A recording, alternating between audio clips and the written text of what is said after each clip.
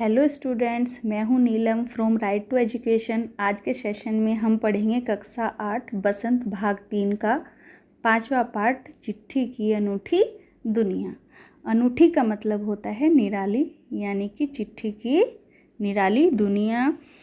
इस लेख के लेखक हैं अरविंद कुमार सिंह, जिनका जन्म 11 जुलाई 1962 को बरवारीपुर स्थान पर, यानी जो सुल्तानपुर में पड़ता है यूपी में, वहाँ पर हुआ था। इस लेख के शीर्षक से ही पता चलता है कि इसमें जो है चिट्ठियों के बारे में बताया है कि चिट्ठियों को जैसे किस तरह से पहले चिट्ठियों की अहमियत होती थी। अब चिट्ठियों का इतना प्रयोग नहीं किया जाता जितना पहले किया जाता था। पुराने समय में इसका उपयोग बहुत ज़्यादा किया जाता था। जब एक जगह से दूसरी जगह कोई संदेश पहुंचाना होता था तो हम लोग चिट्ठियों का ही प्रयोग करते थे। आजकल इसका इतना उपयोग नहीं है।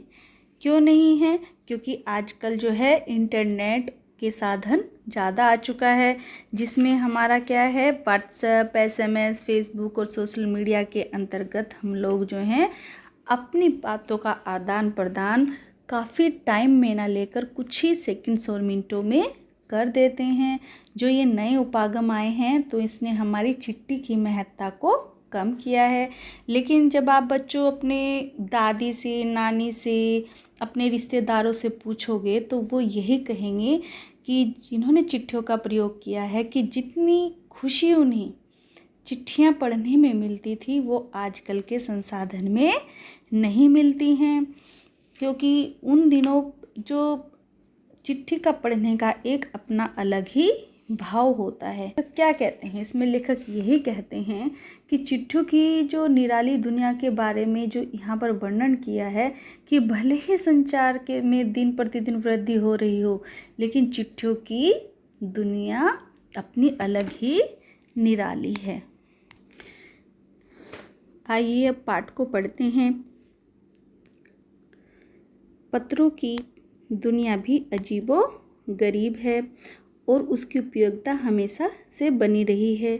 अजीबो गरीब का मतलब होता है सामान्य से कुछ हटके। तो पत्रों की दुनिया कुछ सामान्य से यानी कि अनूठी और निराली रही है हमेशा से ही, और उसकी उपयोगिता हमेशा बनी रही है। पत्र जो काम कर सकते हैं वह संचार का आधुनिकतम साधन नहीं कर सकता है। पत्र जैसा संतोष फ़ोन या SMS का संदेश कहाँ दे सकता है। पत्र एक नया सिलसिला शुरू करते हैं और राजनीति, साहित्य तथा कला के क्षेत्रों में तमाम विवाद और नई घटनाओं की जड़ भी पत्र ही होते हैं। दुनिया का तमाम साहित्य पत्रों पर केंद्रित है और मानव सभ्यता के विकास में इन पत्रों ने अनूठी भूमिका निभाई हैं। तो इसमें लेखक जो कहते हैं अरविंद कुमार सिंह जी कि भले ही हमारी जो आधुनिक साधन आ गए हों, फैक्स, SMS, दूरभाष, ईमेल कितनी भी अपना प्रभुत्व जमा ले, लेकिन चिट्ठियाँ सर्वश्रेष्ठ थी और रहेंगी। जिन्होंने मानव सभ्यता के विकास में पत्रों ने विशेष भूमिका निभाई है। पत्र मनुष्यों के लिए संदेश का वह प्रेरक दोनों रूपों में कार्य करते हैं। ठीक है। और विशेषकर इन्होंने जो है पत्र का एक नया सिलसिला जो जारी किया है, जो जिस क्षेत्र में है वो राजनीति, साहित्य और कला के क्षेत्र में, और वाद विवाद की नई घटनाओं में अभी भी पत्रों का बहुत ही महत्व है। बच्चों, यदि राजनीति में कोई भी के बीच में कुछ भी गठबंधन होता था पहले, तो वो किसके द्वारा होता था? वो पत्रों के द्वारा ही होता था। तो पत्र जो होते थे यानी चिट्ठियाँ जो होती थी वो अपनी महत्वपूर्ण भूमिका निभाती थी। पत्रों का भाव सब एक सा है, भले ही उसका नाम अलग अलग हो। पत्र को उर्दू में खत, संस्कृत में पत्र, कन्नड़ में कागज, तेलुगु में उत्तम, जांबू और लेख तथा तमिल में कडिद कहा जाता है। पत्र यादों को सहेज कर रखते हैं। हमें किसी को भी कोई संदेह नहीं है कि हर किसी की अपनी पत्र लेखन कला और हर एक के पत्रों का अपना दायरा है। ठीक है।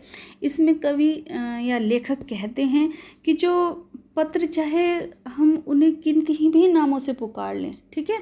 जैसे इसमें बताया संस्कृत में पत्र, कन्नड़ में कागज, तेलुगु में उत्तरम, किसी भी नाम से पुकार ले लेकिन उनका भाव एक ही रहता है, यानी कि वो विचारों का आदान प्रदान होता है। इनका भाव क्या है कि अपने जो विचार हैं दूसरों तक पहुंचाने होते हैं और दूसरों के जो विचार हैं अपने तक लाने होते हैं, यानी कि विचारों का आदान प्रदान ही इसका महत्व है।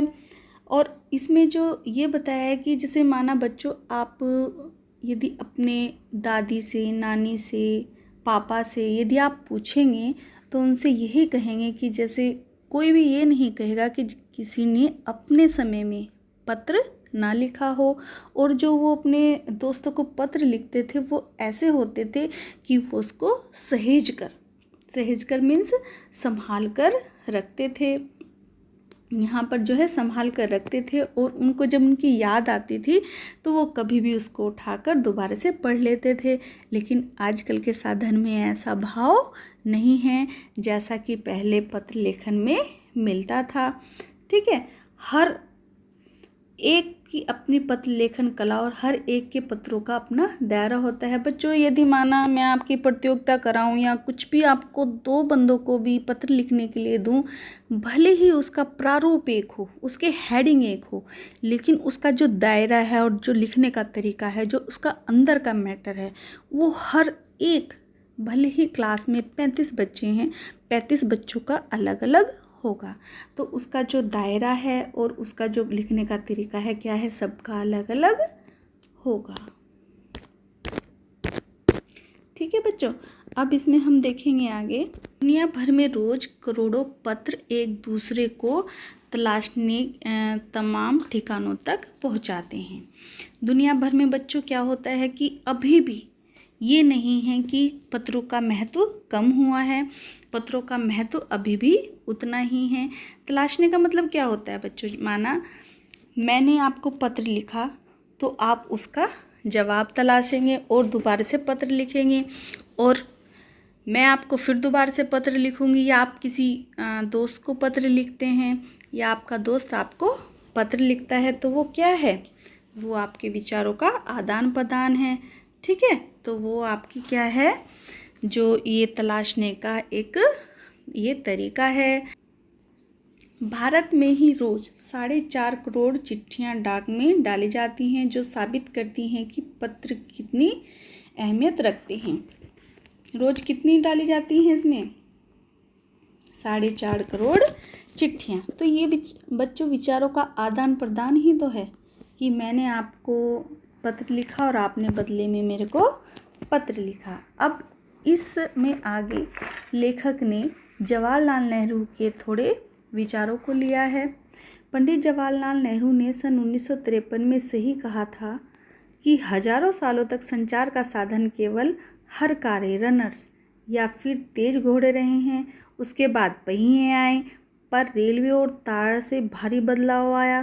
तार ने रेलों से भी तेज गति से संवाद पहुंचाने का सिलसिला शुरू किया। अब टेलीफोन, वायरलेस और आगे रडार दुनिया बदल रहा है। अब लेखक ने, पंडित जवाहरलाल नेहरू ने 1953 में, जो कि हमारे देश के प्रथम प्रधानमंत्री भी रहे हैं, अपनी एक विचारधारा दी थी जिन्होंने अपने लेख में इन्होंने शामिल किया है। उन्होंने कहा है कि हजारों सालों तक संचार का साधन केवल हर कार्य शब्द का मतलब होता है लोगों को संदेशवाहक के रूप में यूज़ किया जाता था, यानी कि एक व्यक्ति एक स्थान से दूसरे स्थान पर खत ले जाने का काम करता था। देखा होगा आपने बच्चों, जैसे आप मूवी में भी देखते हैं, नाटक में देखते हैं कि जो पहले राजा महाराजा थे तो वो अपना खत ले जाने का जो काम करते थे वो हर कार्य पैटर्न से ही करते थे। मीन्स इसमें दौड़ कर आदमी जो है एक जगह से, जो पत्र राजा का होता था, जहाँ उसको पहुँचाना होता था वो वहाँ चला जाता था, उसको हर कार्य कहते थे। फिर किसका ज़माना आया, फिर तेज घोड़े रहे हैं, यानी कि घोड़ों को दे दिया जाता था, कि पत्र दे दिया जाता था और वो घोड़ों को ट्रेंड किया जाता था उसी हिसाब से, और वो वहाँ पर पत्र पहुँचा दिया करते थे। एक ज़माने में कबूतरों का भी इसी तरीके से प्रयोग किया गया है कि वो पत्र एक जगह से दूसरी जगह पर ले जाते थे। फिर उसके बाद जो है पहिए आए। जब पहिए का आविष्कार हुआ बच्चों, तो कई चीज़ों का आविष्कार हो गया, जैसे रेलगाड़ी बन गई, बस बन गई, ये सब हो गया।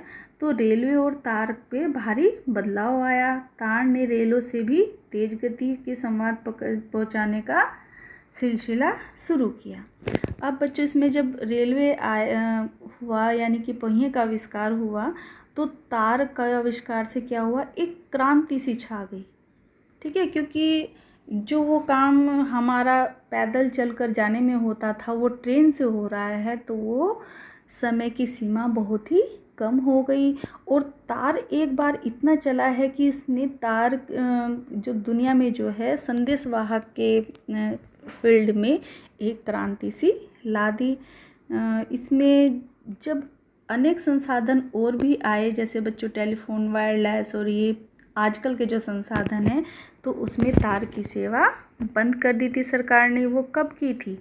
15 जुलाई 2013 को बंद कर दिया था, क्योंकि उस समय क्या हुआ था, उस समय हमारे जो हैं नए संसाधन हो गए थे और तार का इतना कोई अधिक उपयोग नहीं करता था। ठीक है, तो जो हमारी जो रेल संदेश ये शुरू किए थे, अंग्रेज़ों ने शुरू किए था बच्चों। लॉर्ड डलहौजी थे वो, जिन्होंने जो है इस संदेश को पूरा शुरू किया था। अगला है, पिछली शताब्दी में पत्र लेखन ने एक कला का रूप ले लिया। डाक व्यवस्था के सुधार के साथ पत्रों को सही दिशा देने के लिए एक विशेष प्रयास किए गए। पत्र संस्कृति विकसित करने के लिए स्कूली प्रोग्राम कार्यक्रमों में पत्र लेखन का विषय भी शामिल किया गया। भारत ही नहीं, दुनिया के कई देशों में ये प्रयास चले और विश्व डाक संघ ने अपनी ओर से भी काफ़ी प्रयास किए। ये पत्रों का सिलसिला इसी तरह से चलता रहे बच्चों। तो क्या हुआ, डाक व्यवस्था को सुधार करने के लिए एक नई दिशा का प्रयोग किया गया। इसमें क्या था कि जो स्कूल के जो बच्चे होते थे उसमें पत्र लेखन की क्षमता को विकसित किया गया। कैसे किया गया? उनको प्रतियोगिता दी गई, उनके भाव लिए गए, लेखन कराए गए। उससे क्या होता है बच्चों कि हर एक बच्चा अपने मन के भाव प्रस्तुत करता है और इससे इस तरह से खोज भी हो जाती है नए नए तरीकों की। और इसका जो तरीका था, वो चिट्ठियों का जो एक क्रम था वो भी बनता चला गया। और उसको दुनिया में जो है कई देशों ने भी इसमें प्रयास किया और विश्व डाक संघ ने भी अपनी ओर से काफ़ी प्रयास किए। इसमें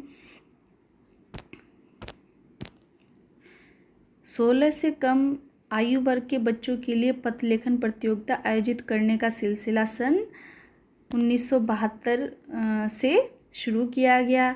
यह सही है कि खास तौर पर बड़े शहरों और महानगरों में संचार साधनों के तेज विकास तथा अन्य कारणों से पत्रों की आवाजाही प्रभावित हुई है। पर आवाजाही का मतलब होता है आना जाना। देहाती दुनिया आज भी चिट्ठियों से ही चल रही है। फैक्स, ईमेल, टेलीफोन तथा मोबाइल ने चिट्ठियों की तेजी को रोका है, पर व्यापारिक डाक की संख्या लगातार बढ़ रही है। इसमें क्या हुआ, जो विश्व डाक संगठन ने 16 आयु से कम उम्र के बच्चों में इस जो पत्र लेखन प्रतियोगिता का सिलसिला शुरू किया। ये कब किया था? 1972 में, ताकि ये स्किल बच्चों में डेवलप रहे और ये योजना आगे तक चल सके। लेकिन क्या हुआ बच्चों, जैसे बड़े शहरों में और महानगरों में तेज़ी से अच्छे संसाधन आते हैं, जैसे नेट और इंटरनेट वगैरह अभी भी बहुत ज़्यादा जो है, सबसे पहले कहाँ आया? वो बड़े बड़े शहरों में आया। लेकिन देहाती यानी कि गांव में आज भी चिट्ठियों का ही प्रयोग होता है। वो अपने विचारों का आदान प्रदान अभी भी चिट्ठियों से ही करते हैं। टेलीफोन है, ईमेल है, और इन्होंने क्या करा है, चिट्ठियों की महत्ता को थोड़ा सा कम किया है। लेकिन व्यापारिक क्षेत्र में अभी भी डाक की जो संख्या है वो किससे, अभी भी चिट्ठियों का बहुत महत्व है। यानी कि व्यापारिक में जो भी लेन देन होता है, कुछ भी होता है, वो जो उसमें होता है वो किसके थ्रू होता है? वो चिट्ठियों के ही थ्रू होता है। जहाँ तक पत्रों का सवाल है, अगर आप बारीकी से उसकी तह में जाएं तो आपको ऐसा कोई नहीं मिलेगा जिसने कभी किसी को पत्र ना लिखा या ना लिखाया हो या पत्रों का बेसब्री से इंतज़ार ना किया हो। हमारे सैनिक तो पत्रों का जिस उत्सुकता से इंतज़ार करते हैं उसकी कोई मिसाल ही नहीं। एक दौर था जब लोग पत्रों का महीनों इंतज़ार करते थे, पर अब वह बात नहीं। परिवहन साधनों के विकास ने दूरी बहुत घटा दी है। पहले लोगों के लिए संचार का इकलौता साधन चिट्ठी ही था, पर आज और भी साधन विकसित हो चुके हैं। देखो स्टूडेंट, यदि इस विषय की गहराई में जाएं तो छोटे स्तर पर हम ध्यान दें तो हर व्यक्ति ने किसी न किसी को ज़रूरी अपने जीवन में पत्र लिखा होगा या लिखवाया होगा या फिर पत्र का इंतज़ार किया होगा। हमारी उन्हें एक विशेष रूप से एक समय ऐसा था कि जो हम लोग थे वो चिट्ठियों पर ही निर्भर थे और इसकी महत्ता सबसे ज़्यादा हमारे सैनिकों के उस देखी जा सकती है। पत्रों की उत्सुकता, वो पत्रों को जो है इस तरह से इंतज़ार करते हैं जैसे कोई बहुत नई चीज़ हमारे लिए जीवन में आने वाली है और बाहर लाने वाली है, क्योंकि वो अपने परिवार से दूर रह रहे होते हैं। एक दौर था जब लोग पत्रों का महीनों इंतज़ार करते थे, क्योंकि बच्चों आजकल नए नए साधन आ गए हैं। जैसे आपको बताया था, इंटरनेट आ गया है, SMS आ गए हैं, व्हाट्सएप आ गया है, सोशल मीडिया है। तो इससे क्या हुआ है, जो ये चीज़ें इतनी फास्ट हैं कि हमें जो है मिनटों में एक दूसरे की जानकारी मिल जाती है। इससे क्या हुआ है, हमारी जो चिट्ठियों की जो महत्ता है वो बहुत कम हुई है। पहले लोगों के लिए संचार का इकलौता साधन हम पत्री हुआ करते थे, पर आज आधुनिक साधन होने के कारण से इसकी चिट्ठियों की महत्ता कम हो चुकी है। आज देश में ऐसे लोगों की कमी नहीं है जो अपने पुरखों की चिट्ठियों को सहज और सजोकर विरासत के रूप में रखे हुए हों, या फिर बड़े बड़े लेखक, पत्रकारों, कवि, उद्यमी कवि, प्रशासक, सन्यासी या किसान, इनकी पत्र रचनाएं अपने आप में अनुसंधान का विषय है। अगर आज जैसे संचार साधन होते तो पंडित नेहरू अपनी पुत्री इंदिरा गांधी को फ़ोन करते, पर तब पिता के पत्र पुत्री के नाम नहीं लिखे जाते, जो देश के करोड़ों लोगों को प्रेरणा देते हैं।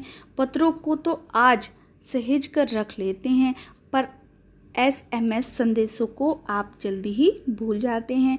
कितने संदेशों को आप सहेज कर रख सकते हैं?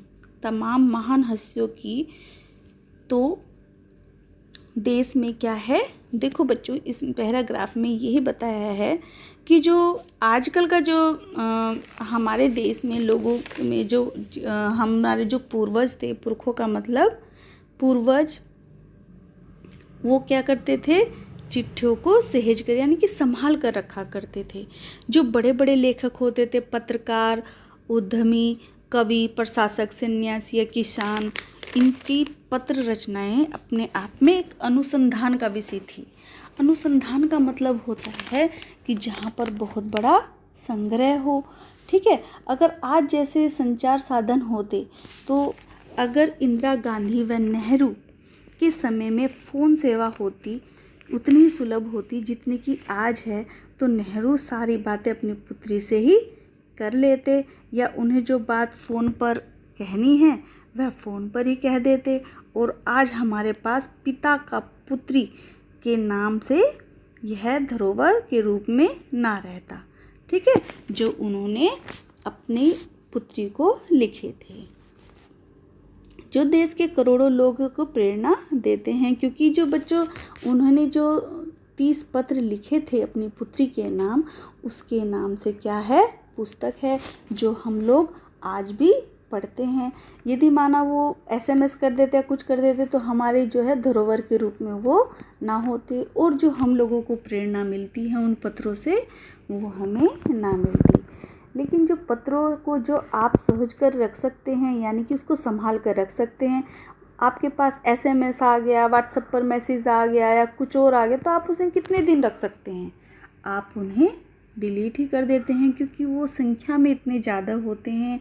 और पत्रों को हम लोग गिने चुने और भाव के साथ लिखते थे, जिन्हें हम सहज कर संवार कर अपनी यादों के रूप में रखते थे। ठीक है बच्चों।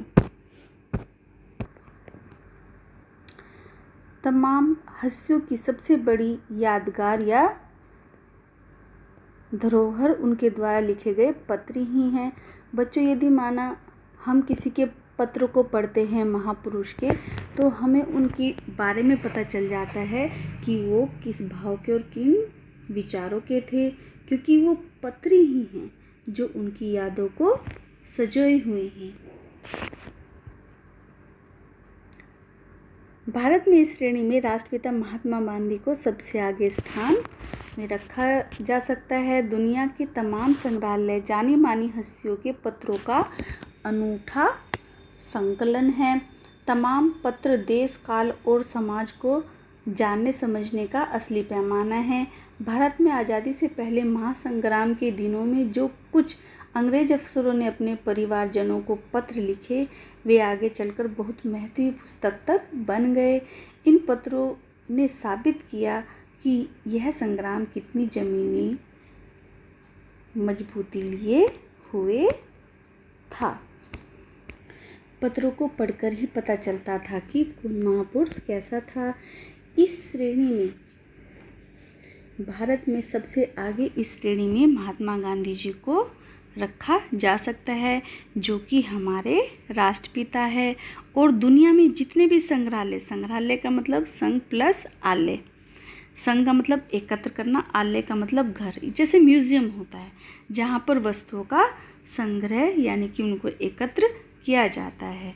दुनिया में जितने भी संग्रहालय हैं वहाँ अपने देश की जानी मानी हस्तियों के पत्रों का संग्रह देखने को मिलेगा। इन पत्रों को पढ़कर ही हम देश के बारे में, उस समय की जो भी परिस्थितियाँ थी कैसी थी और कैसा समय था, हम पत्रों को देखकर ही बता सकते। भारत की आज़ादी के पहले महासंग्राम के दिनों में जो कुछ अंग्रेज अफसरों ने अपने परिजनों को पत्र लिखे, वे आगे चलकर क्या हुआ, पुस्तक का रूप बन गए। यदि वो पुस्तक का रूप नहीं बनते, वो धरोहर नहीं बनते, तो हम उनके बारे में बच्चों कैसे पढ़ते। महात्मा गांधी के पास दुनिया भर के तमाम पत्र केवल महात्मा गांधी इंडिया लिखे आते थे और वे जहाँ भी रहते थे वहाँ तक पहुँच जाते थे। आज़ादी के आंदोलन की कई अन्य दिग्गज हस्तियों के साथ ही ऐसा था। ये जो है गांधी जी इतने लोकप्रिय नेता थे, इतने थे कि दुनिया भर के लोग उन्हें पत्र लिखते थे। और एड्रेस क्या लिखते थे, केवल महात्मा गांधी इंडिया। और इसी एड्रेस पर जहाँ पर भी वो होते थे वो पत्र वहीं पर पहुँच जाता था। जितनी भी दिग्गज हस्तियाँ थी वो सब क्या थे, गांधी को पत्र लिखा करती थी। और गांधी क्या करते थे, उनका बहुत ही अच्छे से उनका जवाब दिया करते थे। 5 देश दुनिया से बड़ी संख्या में पत्र पहुँचते थे, पर पत्रों का जवाब देने के मामले में उनका कोई जोड़ नहीं था। जोड़ का मतलब है यहाँ पर कि वो उससे ज़्यादा जो अच्छा जवाब कोई नहीं दे सकता था। जो पत्र उन्हें लिखे जाते थे वो अपने हाथों से उन पत्रों का जवाब दिया करते थे, और जैसा महात्मा गांधी जवाब दे देते थे ऐसा कोई और नहीं, सटीक जवाब नहीं दे पाता था। तो महात्मा गांधी जो है, जो भी पत्र उन्हें लिखता था, यदि उनका दायां हाथ थक जाता था तो वो बाएं हाथ से लिखते थे, लेकिन वो उनको ज़रूर उनका जवाब देते थे। कहा जाता है कि जैसे ही उन्होंने पत्र मिलता था उसी समय वे उसका जवाब भी लिख देते थे। वो उसका पत्र का इंतज़ार नहीं करते थे, उसका इंतज़ार नहीं करवाते थे, वो हाथ के हाथ ही उसका जवाब लिख देते थे। अपने हाथों से भी ज़्यादातर पत्रों का जवाब देते थे। जब लिखते लिखते उनका दाहिना हाथ दर्द करने लगता था तो वह बाएं हाथ से लिखने में जुट जाते थे। महात्मा गांधी ही नहीं, आंदोलन के तमाम नायकों के पत्र गांव-गांव में मिल जाते।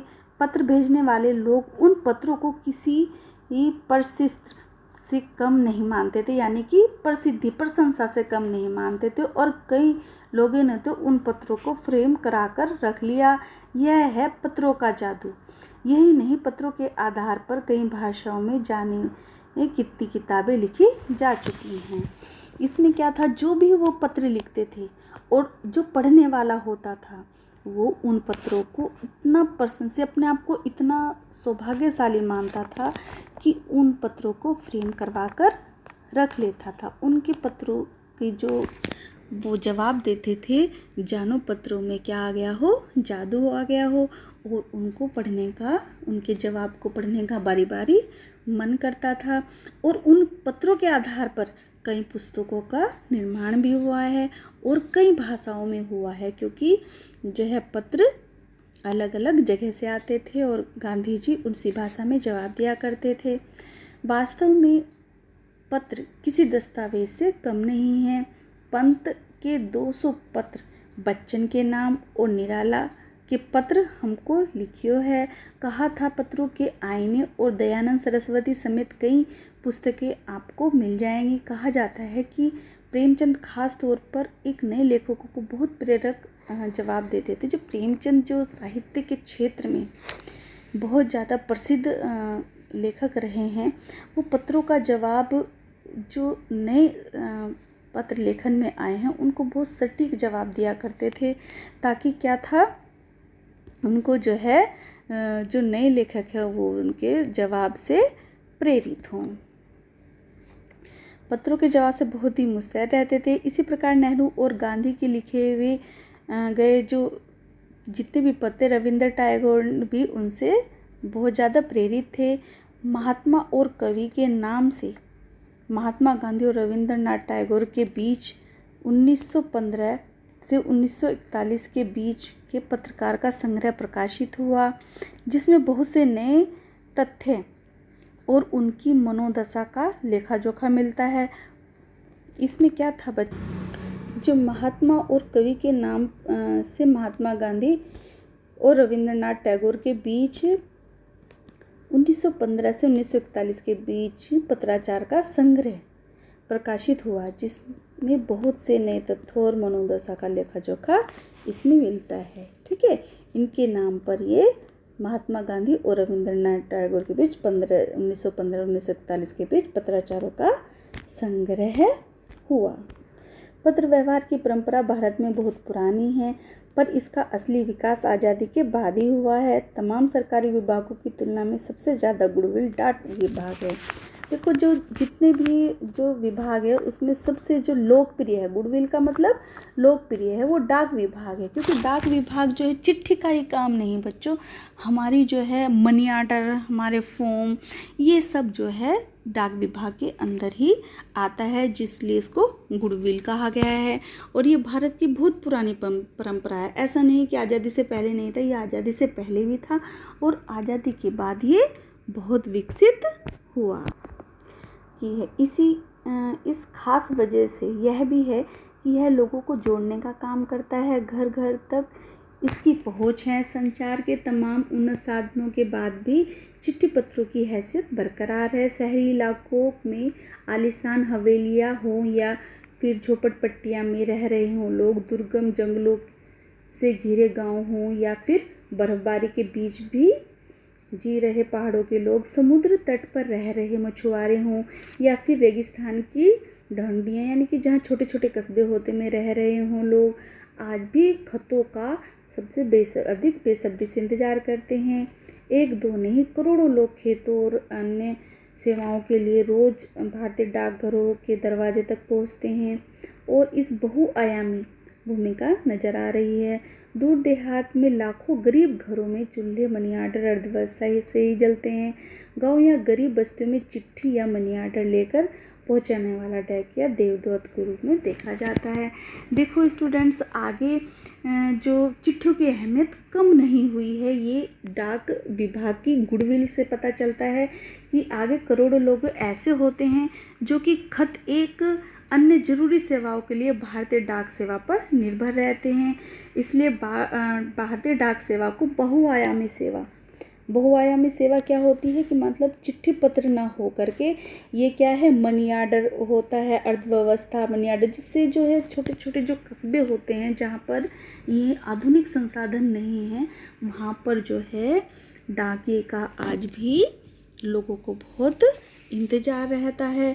दूर दराज के जो लोग होते हैं, गरीब होते हैं, जो उनके प्रियजन बाहर रह रहे होते हैं, वो मनी आर्डर करते हैं तो उनके चूल्हे भी मनी आर्डर अर्थव्यवस्था से ही चलते हैं। जब उनके यहाँ पैसे पहुँचते, क्योंकि वहाँ पर ऐसा साधन नहीं है स्टूडेंट्स की वो वहाँ पर इतनी कमाई कर सकें, तो वो मनी आर्डर के थ्रू उनके प्रियजन पहुँचते हैं और उनके चूल्हे जलते हैं। तो हम कह सकते हैं कि जो डाक विभाग है वो केवल चिट्ठियों के लिए नहीं, बहुआयामी भूमिका निभाता है। और चिट्ठी और मनी आर्डर लेकर पहुंचने वाला आज भी जो है देहाती लोगों में, यहाँ पर पिछड़ा एरिया है, उसको देवदूत कहते हैं, यानी कि भगवान का डाकिया बोलते हैं। ठीक है बच्चों, अभी आपका चैप्टर यहीं पर ख़त्म होता है। आप मेरे चैनल को लाइक व सब्सक्राइब ज़रूर करें।